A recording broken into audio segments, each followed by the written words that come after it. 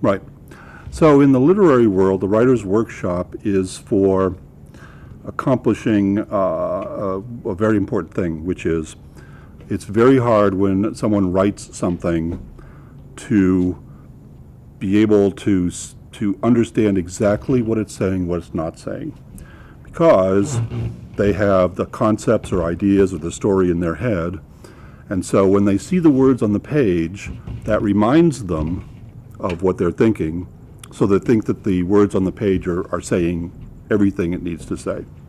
So the idea of the writer's workshop is to simulate having actual readers and to see what they see in the writing, to see what it's saying, see if it's being said well. So it's a fairly formal process that's been in use in the United States since about the late 1800s. So I think it started in about 1888 and has been used for teaching writing at the master's level since then. When the Hillside group first got together, interested in patterns and pattern languages, one of the things that we thought was people who are writing patterns and pattern languages are creating a literature that is explaining how to do things, explaining some of the deep concepts, explaining advanced techniques. And the audience could be wide, could be beginners, could be experts. If you're building a literature, then that's like building a literature of poetry or fiction or stories or novels. So we were at a retreat, Hillside Group. We do these retreats every year. We would just get together. We had a very informal agenda. Kent Beck, Ward Cunningham, Ralph Johnson, John Vlacides, just lots and lots of people. And one of the times we said, maybe we should start a conference and have other people bring their pattern languages and present them. So at that retreat, I said, well, the idea of the literature came up, and I said, in the writer's world, we use this writer's workshop, and I described how it works. And it's formal, a little bit formal. And I told them all of the steps. And when I got done, we were at a nice cabin in the Redwoods, just near Santa Cruz, California. And they all looked at me and they said, that sounds really stupid, because people aren't going to be presenting their material, and we're just going to be reading it and criticizing it. And that's going to be really discouraging.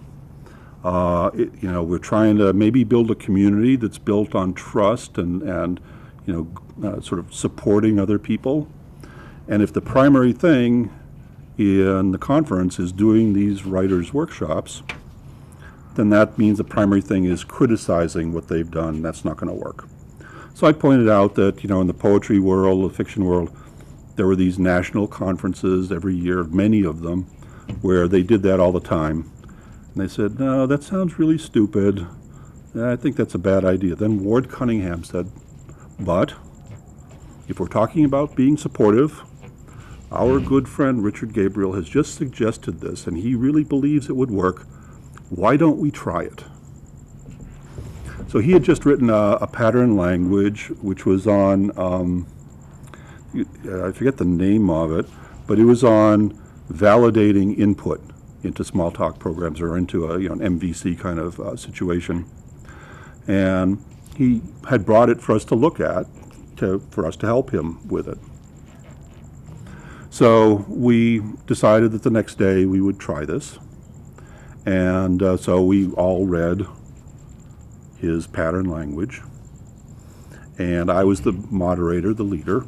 And we went through it. And the design of the writer's workshop is to protect the author so that there's never any hard feelings, never any feeling like people are attacking you. And we went through it for an hour. And when it was all over, everyone sat back, a very puzzled look on their faces. They said, that works. He says, it doesn't sound like it's going to work, but it worked. So we decided to try it at the first plop, which was held in Allerton. and we've been doing it ever since. And it's created a kind of community that's unusual in the computer science, software engineering, software world, because usually when people are writing papers, even though they think they're doing science, it's still very competitive. And the plops are not competitive at all. So that's how it came about.